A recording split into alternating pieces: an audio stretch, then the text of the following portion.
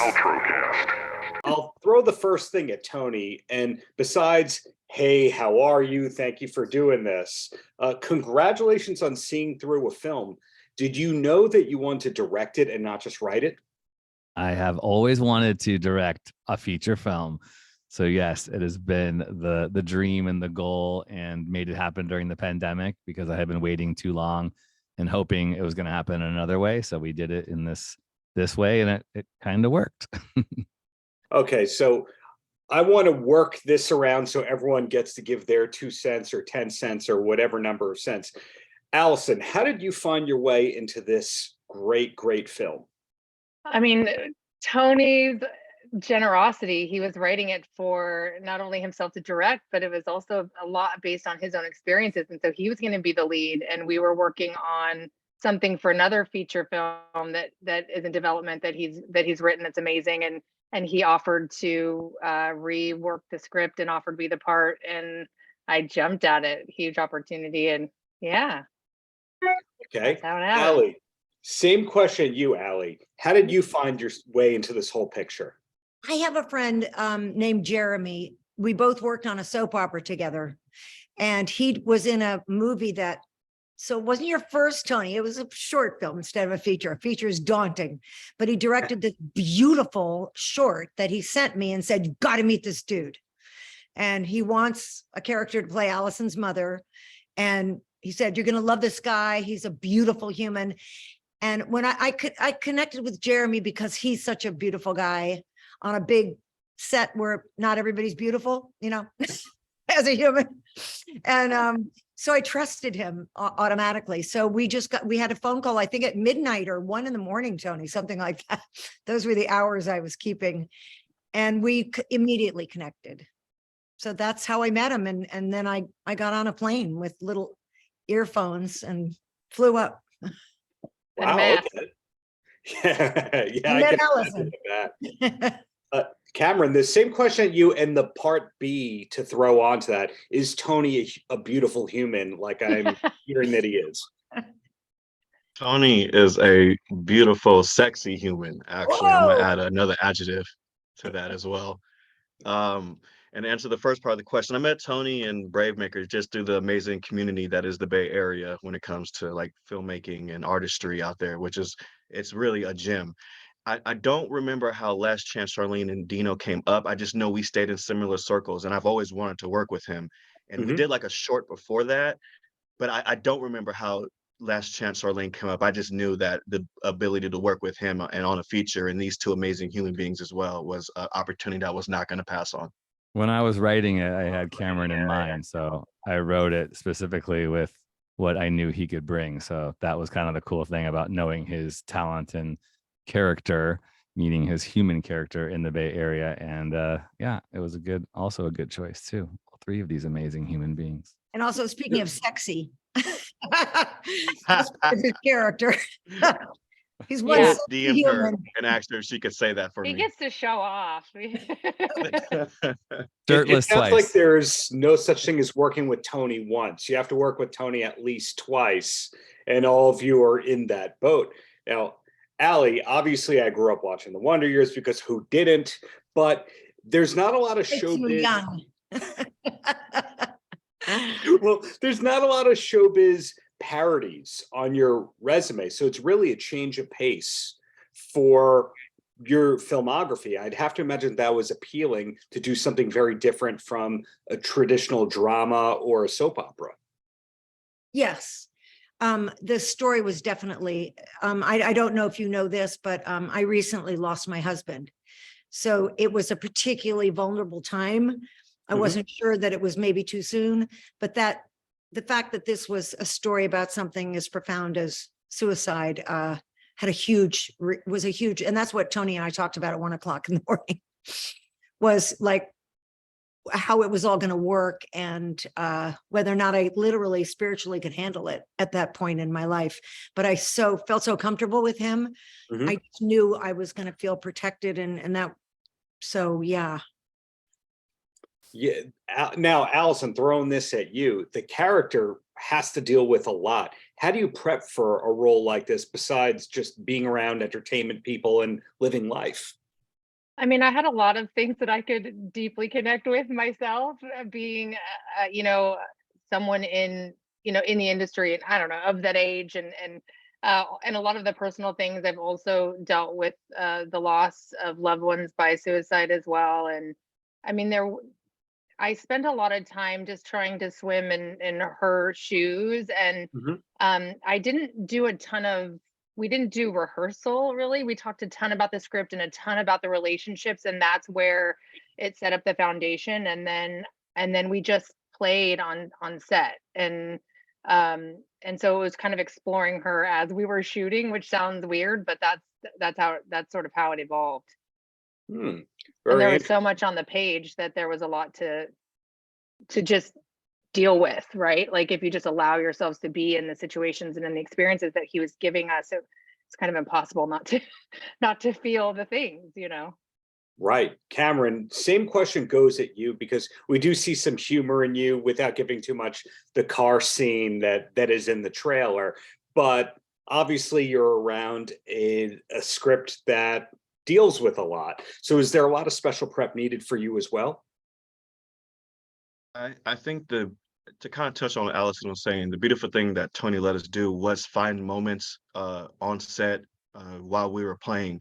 Um, yes, there is prep for sure, trying to find yourself within the character, trying to figure out who this Mhm. character is, what they bring to each scene, and also having a director like Tony who allows you to play with your scene partner. And I was blessed because I had amazing scene partners every time I got to get on set. A lot of that was with Allison. And yeah, when you have a partner like that, you kind of rely on them to go back and forth with you. And I was, yeah, very, very grateful to have scene partners like that. She carried a lot of it, and so did Yeah. Allie as well. Like they carried a lot of the emotional weight and mental strain that came with this beautiful, heartbreaking script. And I did my best to try to just keep it going with them. Charlene couldn't have done it without Dino, and Allie couldn't have done it without Cameron. That's the facts. Teamwork. That's Yeah. that's the thing I'm hearing here. So Yeah. Allie, you're dialing in from New York at the moment? No, I'm here. I'm in Oh, here, meaning LA. You're in Atlanta, right? I'm in New York. I thought whenever I Alright. hear that somebody's working on a soap opera, I just assume that they're in New York, but I'm just totally wrong, I guess. No, a lot of the soap operas in New York have been canceled. So See? General Hospital and Bold and the Beautiful and Young and the Restless are all out here. Is Yeah. everyone in Los Angeles at the moment, or the Bay Area rather? No, you're kind of, I did one of those soaps for 13 years, but I know nothing about that world. I know there's another one I think it's called One Life to Live, that's still on. And I don't know where that shoots, but I just did 4.5 months on General Hospital, but I was on Bold and Beautiful for 13 years. Because my husband wanted me to take a job that was in town and stayed in town so that I wouldn't go to Vancouver all the time, which is, as Allison knows, everything's out of town now. And it's tough on Everything's me. out of town. Well, throwing this to Tony, did all this film happen in terms of filming in the same city? Yeah, I live in Redwood City, which is south of San Francisco. And I don't know if you were asking before where we all are, geographically. Ali is in Los Angeles. Cameron is in Los Angeles, but was living in the Bay at the time. Allison and I live in the same county, kind of. So we were, all basically in the Bay Area. I flew Ali up for, her stuff. But I live in the San Francisco Bay Area, have been here for 25 years, get to go down to LA for different things here and there, but it has not worked out or opened up for me to move to LA yet. So I'm planted here, trying to make work and film happen here. Got it. It's good to hear that there's still some people working in California. And I say that because half the junkets I do, it seems like they filmed it in Syracuse, Louisiana, or North Carolina, or Oklahoma. And they all seem to have a Vegas set, a New York set, in those different locales. Yeah. So you never know where anything's filmed anymore. Right. It's So- I got so much of our locations for free. Like if you're in Los Angeles and you're in New York, it's really hard to film there. Everyone's like rolling their eyes. They don't want to do it, Yeah. But here in Redwood City, California, like, where is that even? It's kind of near Stanford, by the way. But people are like, oh, wow, a movie? Yeah, of course. I think I only paid one permit or one fee of $100, and that was the cemetery scene, and everything else was free. We've shot at my house and Allison's house, by the way. Score. Well, the last question, which I'm going to work around to everybody here, is besides whatever great next project you have with Tony, what's next? Are you allowed to say, because some people are under the variety.com embargo where they're not allowed to announce it before the publication does? We'll start with Allison first. Are you allowed to say what's next, or is it this movie forever and ever, and that's the last thing you do? I shot a film in LA that is making its way. It's getting shopped, and we'll see what happens with that.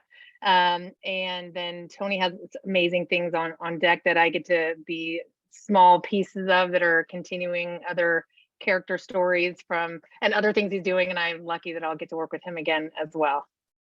Got it. Cameron, same thing at you. And does any of that intersect with Allison? Yes, actually, one of them does intersect with Allison and Tony, and I'm always happy to work with those. I'm gonna leave that to Tony if he wants to talk. I feel like I'm Tom Holland in like the sense I'm always scared that I'm gonna say something I'm not supposed to. I just leave it to other people who have like higher than me to handle that business, because I don't want to mess up. But I am working on a project this weekend and next. It's a film between like a son and a mother rekindling like their relationship that I'm excited to be a part of. That's great. Something to look forward to on a few levels there. Allie, are you allowed to say what's next besides, hailing Tony and all that? I'm allowed to. It's just as actors, I'm not totally sure. I know, like, coming up, something that I did after this movie, which is called Fantasy Island, that I shot in Puerto Rico, which was really fun, actually, with the guy, my husband from the Wonder Years, Dan Loria. We were a grouchy, horrible couple on the island. That's coming out, I think, this month or something. I'm not sure when. And then the General Hospital that I did, because it lasted 4.5 months. I play a homicidal maniac, hook killer. Fun. I'm confessing and going to jail. I mean, they just said you just can't not go down for this, kind of like Harvey Weinstein. At a certain point, you gotta go to jail. So I'm going to jail. This whole week is sort of the final week of the 4.5 months. But then they told me that they do want me to come back, so that's nice. So that'll be in the late spring, I guess, or something like that. And then Dan Loria, who I was with in Puerto Rico, wrote a play that we might do in New York this summer. They just asked me yesterday. So I don't know which of any of that I'm doing, because I'm going to leave that kind of up to God. But I also, it's not happening yet, Tony, but Tony has written another really, really great script that Allison, probably all of us, I imagine, will be in, knowing Tony. And I'm always at his beck and call. I mean, So basically, Tony has his Judd Apatow-like cast of characters that are appear If in he everything. wants us, we'll go. I just need the Judd Apatow money. That's not quite Right. coming through yet, so not Tony. sure. This is launching right now, Tony. Everyone's going to watch this movie that hears this podcast. And can I just say one final thing? I don't know if you know this about BraveMaker, but on the set, every single person on the set is a young filmmaker of some kind. Every race, every creed, every background you can imagine of thought, but young, dedicated, kind of passionate kids, which is part of what makes the experience so amazing. They had tremendous respect for him. And then after every shoot day, everybody would sit and say what their day was like, what had sort of happened and what they'd learned, what it was astonishing feel that, made all of us as actors, especially the heavy stuff that me and Allison had to do. We felt so protected and loved, and these kids were amazing. So that's part of his whole concept, is he raises all these young people too, which is phenomenal. So that's another reason I'm a loyal believer. So bravemaker.org is one of the ways to find out about the latest and the greatest from Tony and team. That's what I'm hearing. You got it. Well, thank you all for your time, and really looking forward to everything that's to come next from everybody. Congratulations on putting out a film that is funny, yet meaningful, yet heartwarming. Darren, thank you. I just want to plug this because nobody's asked for a sequel yet, but that's what they're alluding to. Is I'm writing this film called Eyes on Dino, which is really the story of what happens in Dino's life. And, you know, I'll give a quick little spoiler because we need someone to come through and fund it. But if you wondered what happened with Charlene's film, well, she did cast Dino to play the lead. And how weird, he plays her brother in her fictional film. And we see what happens with Dino and Ayla's relationship. And, you know, we got Lorena's character coming back. So that film, that script is in process. And that's the hope, is to get that out into the world. Again, nobody asked for it yet. Nobody's even really watched Last Chance They'll Charlene be yet, so thrilled. we'll see. But that's the goal, and So- many others as well. So it sounds like the Tonyverse is happening, and that is a domain to be purchased today. Okay, Tonyverse. bring it, please. I love it. Paltrocast.